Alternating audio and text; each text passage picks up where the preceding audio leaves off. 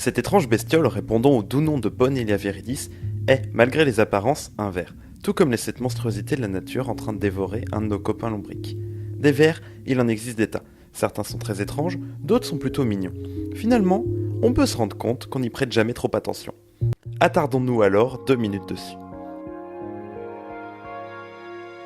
Tous les vers ne fouillent pas la terre. Les spirobranches arbres de Noël ont une forme étrange et illustrent un mode de vie qu'on imagine peu pour un ver. Ils vivent dans des tubes fixés quelque part.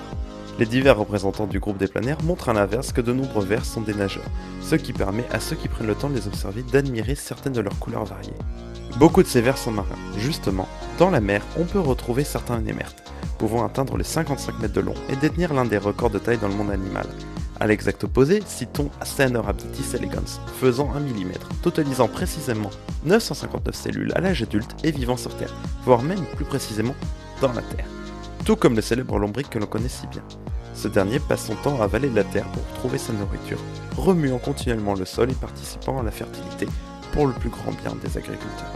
D'autres vers sont plutôt des prédateurs et vont s'attaquer à leur proie à l'aide d'étonnantes mâchoires comme le font certains polychètes.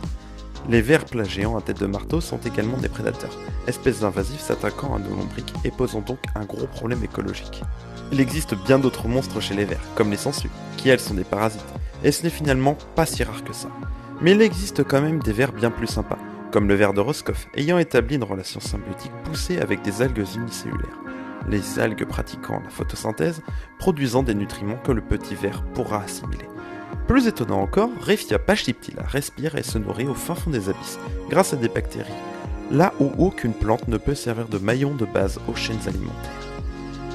Et d'autres bestioles sans aucun rapport avec les vers sont parfois appelées vers, comme le pyrosome, qui est en réalité une colonie de plus petits organismes qui n'ont absolument rien à voir avec ceux qu'on a évoqués jusque-là.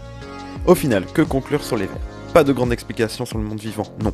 Hormis que derrière le mot vert se cache un petit monde méconnu qui méritait bien que l'on s'attarde 2 minutes dessus.